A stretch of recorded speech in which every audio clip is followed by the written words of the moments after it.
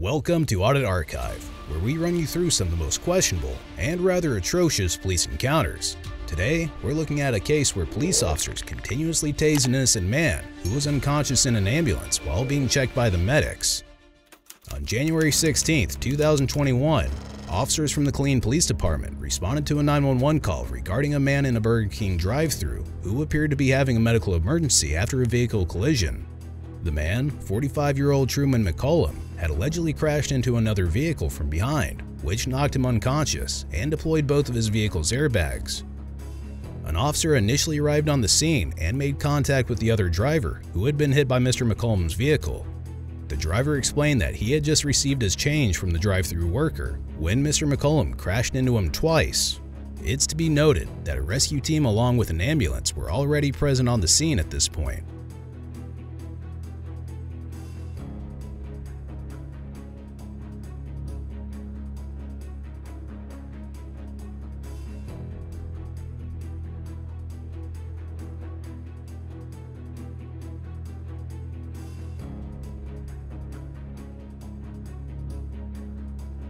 Is that blue truck involved? Yeah, that's the truck that got hit. I told him to stay till I got here. Go ahead. Hey, what's up, man? What happened? I was saying, first of all, I'm showing you that I got my weapon right now. Okay, I appreciate it. Just in case it had been somebody, you know, crazy stuff. I had all of my food up in the resource and get my ticket. I had all of my food. The young lady had just gave me my change. I'm sitting at the window, and all of a sudden, it seemed like the world just ended. Man, he hit me, and my head hit this right here. And then I looked back, and it looked like it was a gray Camaro or Charger or something like that. And all this front end was flying everywhere, and he hit me again. Okay. And he was in there like he was listening to music and stuff, flailing his arms and stuff. Okay. That's the reason I thought it was some of this crazy stuff happening. Got you. Hey, sir, 3431. All right, so the blue truck was the one that got rear-ended from the back, and the Challenger was the vehicle that hit him.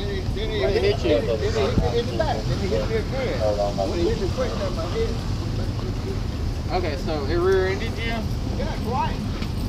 Copy, LP. Out of Texas, 3 David Victor 1154. 3 David Victor 1154 out of Texas.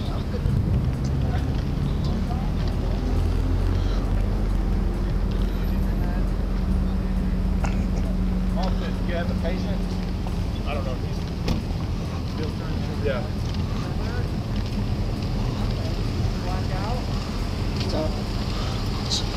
I'm thinking that guy probably either drank something, not this guy, the one in the Challenger, because you got to be going really fast through this drive-through to be doing that.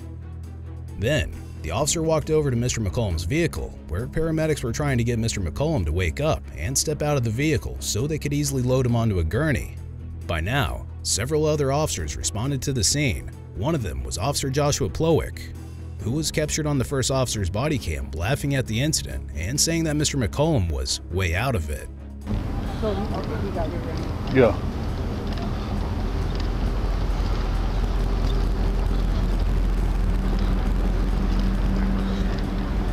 Who was the one that was unconscious? This guy. The one that hit this dude.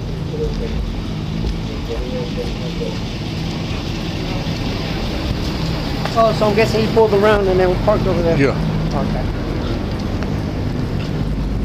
3431, copy, second LP.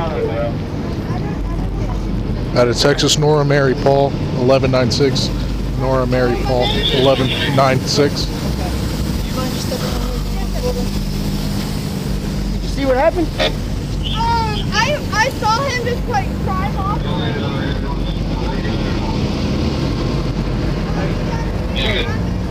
It was he rear-ended the truck. Yeah. Hey. Are you gonna talk to me?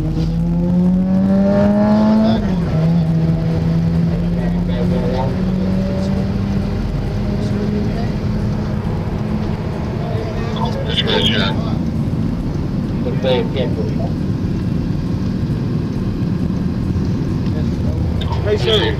Look at me. You're gonna have to step out of the car. Can you get out of the car? Can you talk to me? Say something? Anything? Open your eyes. Saw you move around. 3430 on 3392.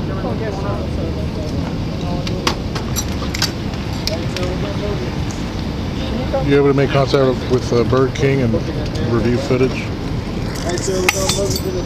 No. All right. Hey, I'm thinking he's 1055. Maybe. He is. He's way out of it. Yeah. Meanwhile, the paramedics and rescue team managed to strap Mr. McCollum into a gurney and prepare to load him into the ambulance, where they planned to check him out and ensure that he was okay. The officer then briefly inspected Mr. McCollum's vehicle, took down some notes, and then made his way back to the second driver's vehicle to get a hold of his ID.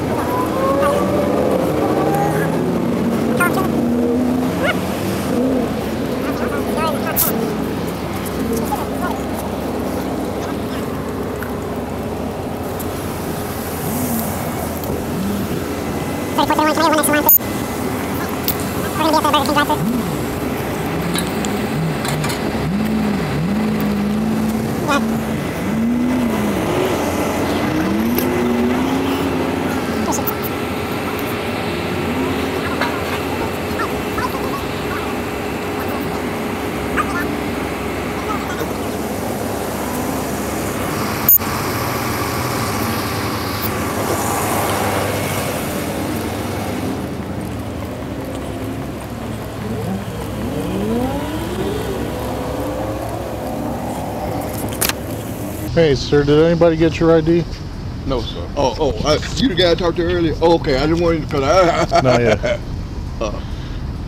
Anybody get your ID yet or no? No. Right, so that's my driving license. That's my driving license. Yeah, That's yeah. my what you call it now. So what's gonna happen is I think I might have to go to the doctor. I first told him no, but I'm getting to feel some stuff down my okay. back. All right. My daughter's away. All right. So what's gonna happen is we're gonna take a crash report. Okay. So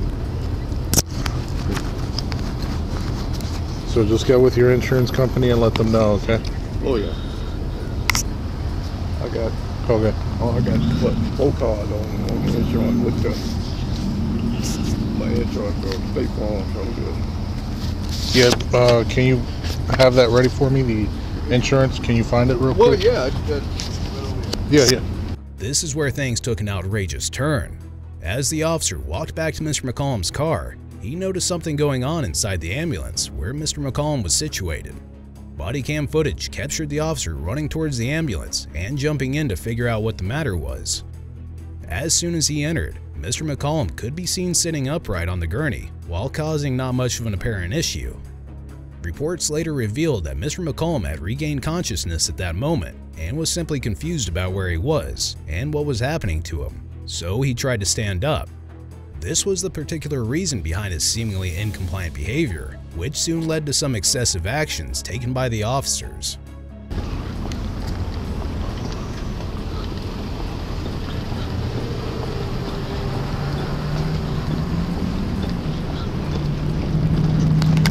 Hold traffic. Stop. Grab him down. Grab him down.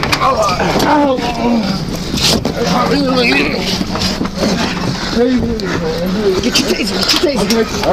Stop, you didn't get tased. Here we go. Stop. Let me see your hands. Turn around. Get on your stomach. Get on your stomach. Look at Josh. Let's keep going. Stop. Stop. Come on. Turn around, quick. Come on. Face that way. Face that way. Okay, man. Stop. Here we go. Quit. Hold the spot. Here we go, please. Get down. Oh, man.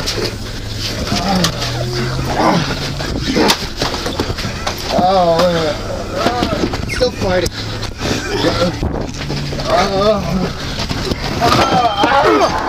Quick! Get his arms! Quit moving! Get his arms! Watch that taser! Sir, we need more units.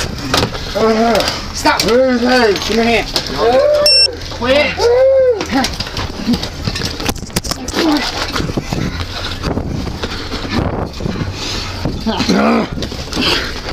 You gonna get it again. Get one arm.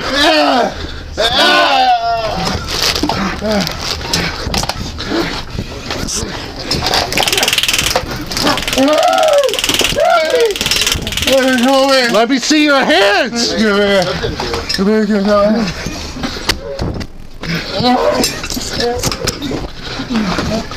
Quit moving. Quit moving. Hands are coming down. I don't want people to Stop. I got one. Quit. Get the other hand. Get the other hand. I can't. There you go. Sir, quit.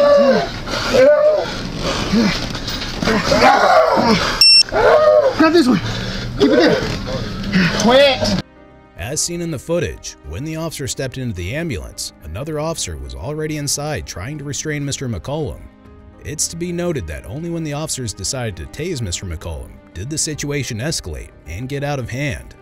The officers already had a pretty good idea about Mr. McCollum's medical state since he was unconscious just a few minutes prior to this. Taking this into consideration, it made no sense for them to employ such use of force against Mr. McCollum. Things didn't end there though. All three officers in the ambulance continued to tackle Mr. McCollum and attempted to place him in handcuffs. As this went on, the officer ended up tasing Mr. McCollum a total of 6 times, which was arguably excessive. It's to be noted that Mr. McCollum was clearly unwell. He even asked the officers to stop multiple times. It could be said that all the officers had to do was allow him to contain himself, as he obviously didn't pose a threat to anyone. Quit! Stay still! Quit! At least double cuff him! At least double cuff him!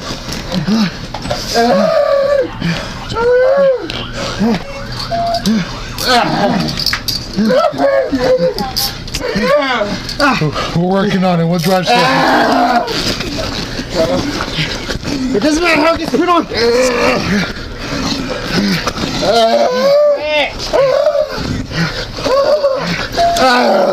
Get him, Josh! Got him! Sir, we're detained! Stop moving! 1 to 10, but he's still uncontrollable. He's outside now! Quit!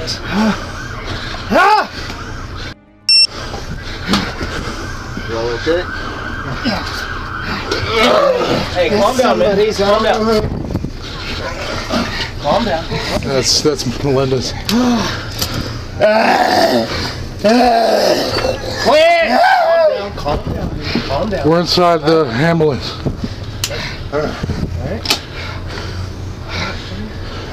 Chill. Breathe. It's okay, we can get him out of hand. Hey, look, we're just trying to... This is an appropriate time to discuss the officer's use of force. Most may argue that tasing Mr. McCollum 6 times was realistically excessive, while some may say that it was needed.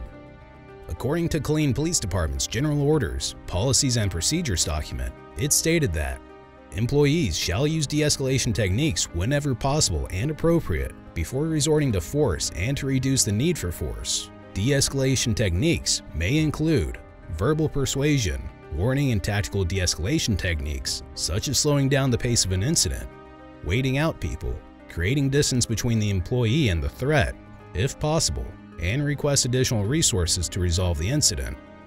In addition, it's also made clear that under no circumstance will the use of force be greater than that which is reasonable to accomplish the employee's lawful duty.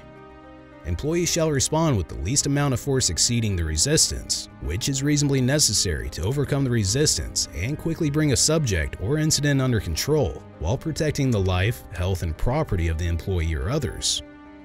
Judging by these regulations, it would make sense to say that the officer who tased Mr. McCollum numerous times would find it tough to justify his use of force, since he failed to use any de-escalation techniques as per his training. Along with that, such use of force was certainly not suitable here. Following this, the officers decided to remove Mr. McCollum from the ambulance and then dragged him to a patrol vehicle, where he was searched before being secured inside. Body cam footage captured the officers stating that Mr. McCollum was definitely under the influence of something. Now, this was a good observation, but it also should have prompted the officers not to use excessive force against Mr. McCollum, as he was clearly not aware of what was going on. Tasing him 6 times definitely didn't help either. Hey, hey. Quit! Get him out! Calm down. I'm trying to bring you out. Quit! Watch his head. Watch his head. Hey, quit flinging yourself around, okay? We're trying to get you out of here. All right? Go ahead. One, be careful. Be careful. One step at a time. One step at a time. Go around. Go around. Okay, man. I got it. You got it?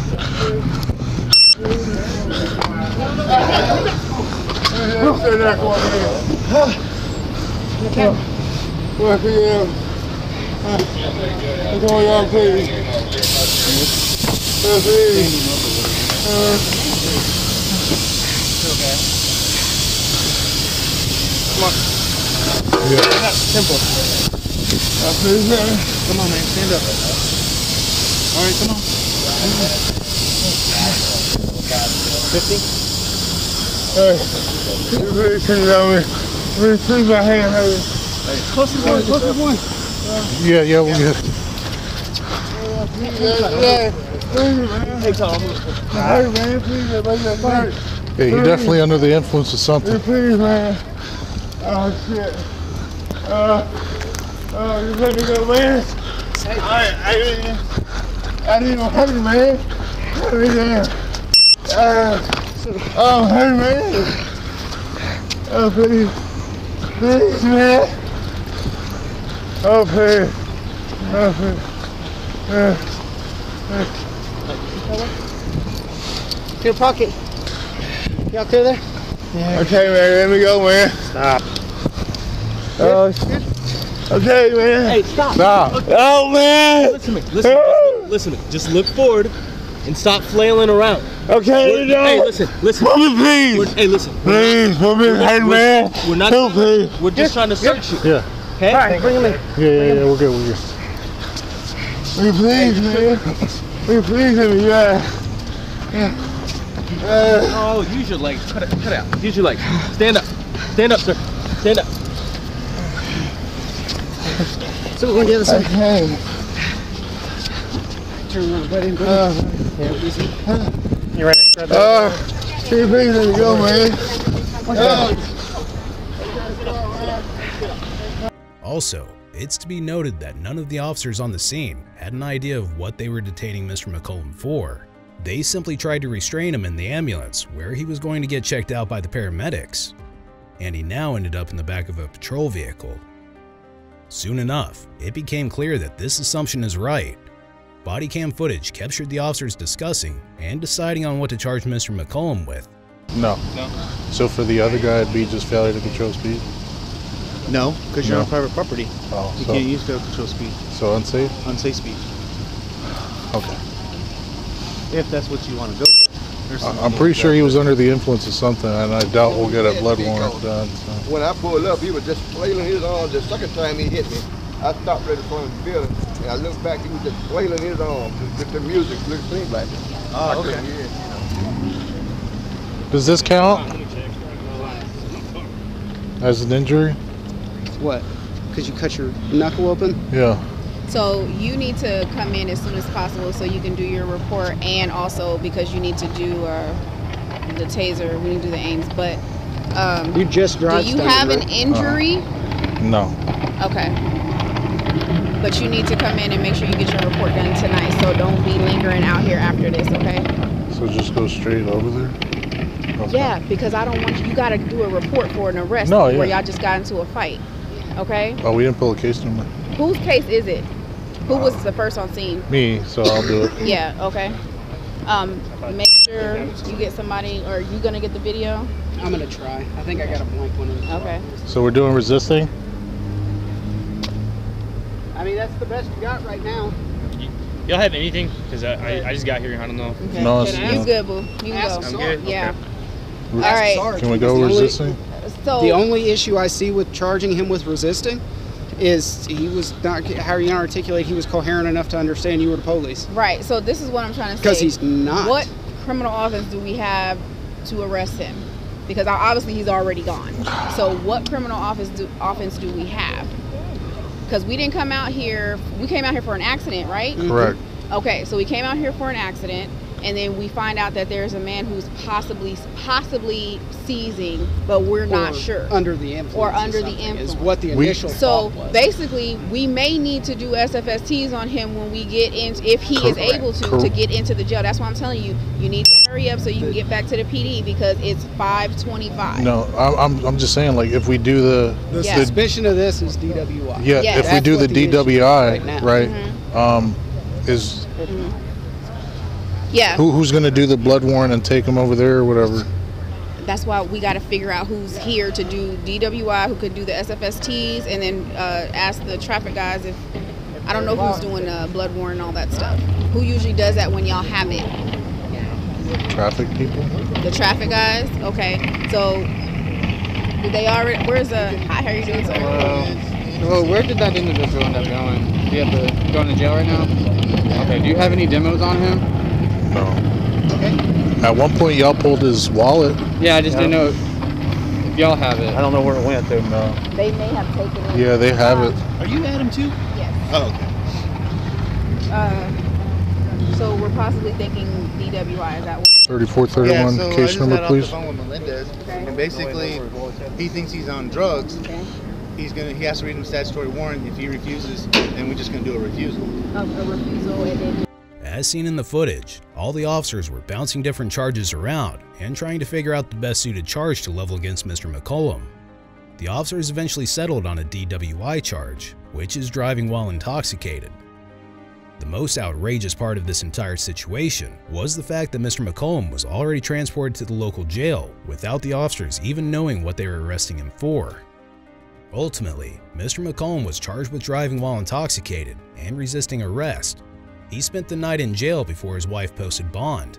This case remained out of the limelight for over 2 years, and on February 13, 2023, Mr. McCollum's legal team filed a lawsuit against the Killeen Police Department and the officers involved in the 2021 incident.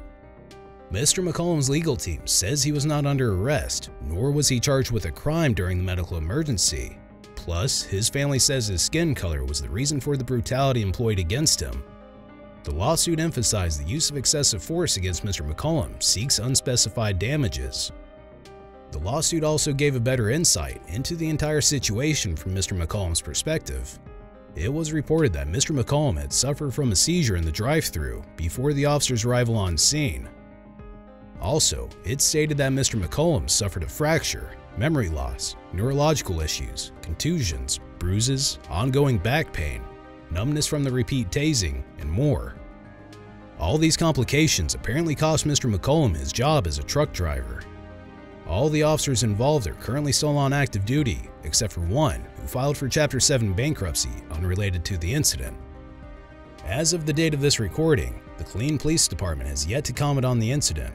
Meanwhile, the outcome of a civil lawsuit remains unclear as the case unfolds. Be sure to check out our previous video where we cover another outrageous police encounter.